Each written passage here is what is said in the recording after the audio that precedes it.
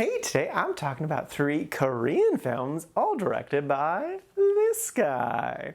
And the names of those 3 movies are Alienoid 2, The Thieves, and Assassination. First up is Alienoid 2, The Return to the Future. So I was blindsided by how much I crazy loved the first one. The first one's so great, it's so silly, so ridiculous, but goes to some incredible places. And I was like, all right, sequel time. Are they gonna be able to match the original? That's always a tall order, most films can't do it. But just like Empire Strikes Back, the sequel somehow manages to crush the original. I love this movie so much. I debated real hard if it was going to be number 1 or 2 for a long time, just because of how much I love this. I'm going to be a little vague with the premise, just because it does spoil stuff from the first one, and you should definitely watch the first one. It picks up right where the last film left off, of some characters traveling through time to the past, and so a good chunk of the film takes place in the past, but it still does cut back to some interesting developments that happen in the present. And I'm like, man, it's so good. I love it so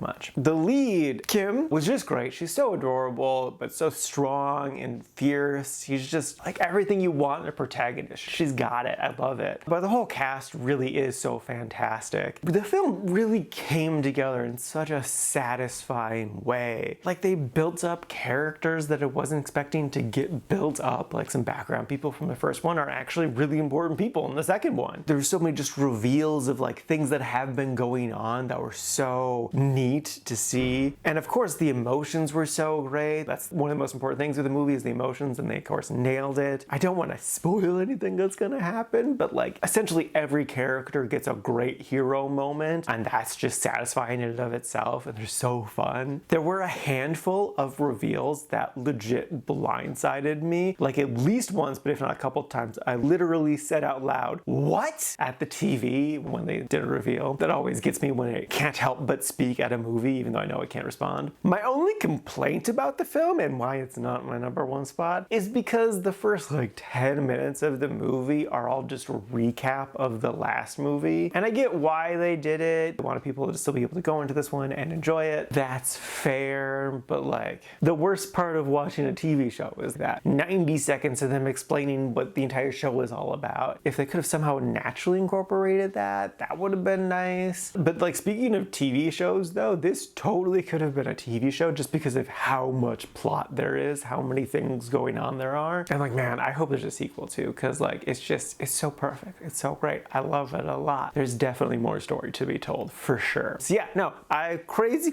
love this movie and would wholeheartedly recommend it. Definitely say though, watch the first one first, because A, it's amazing. And though you could just go into this one without having seen it, because it does have that huge recap thing, it's better to just experience the first movie as the first movie. Plus, like, if you do get confused by the first movie, because there is a lot going on, the recap at the beginning will help kind of clarify all those points. So yeah, no, thoroughly crazy loved, definitely without a doubt recommend.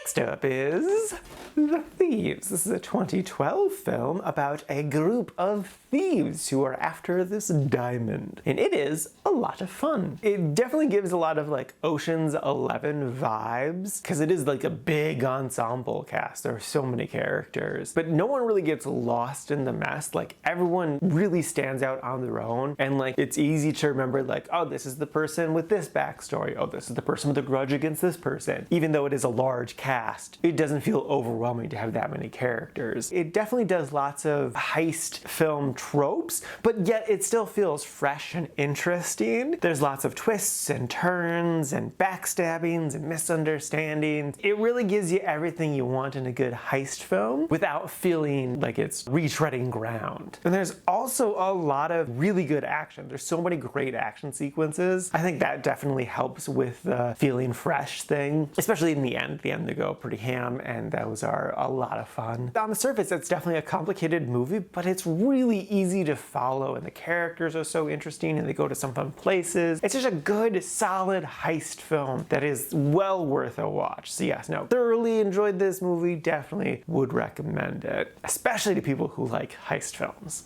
And lastly is Assassination. This is a 2015 film, and the basic premise is it is set during Japan's occupation of Korea throughout the first half of the last century. And I believe it's a fictionalized story of the rebellion trying to assassinate some of the leaders in order to get Japan to GTFO. The story itself was definitely really good. I liked this story a lot. It was definitely a bit melodramatic, but I think that worked for the most part. There was a lot of action, and the action was really great. That definitely was a standout for sure. Like, the end was non-stop action, but it wasn't tiring. Like, it's such a cool sequence at this wedding hall with some great set pieces and great character moments. There's definitely a lot going on, just like a lot of characters and a lot of undercover stuff, and that can definitely be a bit much at times. Like, I feel like we could have taken out one of the groups of people and it would have been a lot smoother of an experience. The characters all definitely look distinct though, so it was never really confused, like, oh, who's this person again? So that was nice at the very least. I will say though, the tone definitely felt off because there was some goofy stuff going on at times, and I really feel like this should have been more close to just a straight up drama or action drama and steer clear of any sort of humor stuff, unless it's just like one or two moments of levity type of thing. Also, the film felt very bright and like fully lit, when again it should have been darker, literally in lighting and in tone. So yeah, no, I did enjoy it. It was a nice experience. I liked it. Good action, story was fantastic, characters were interesting, the end was great, but it missed a few marks and that brought it down a little bit. So would I recommend it? Yeah, I would still totally recommend it. It's a good, fun, interesting film. It might not blow you away, but I do think it is a worthwhile experience for sure.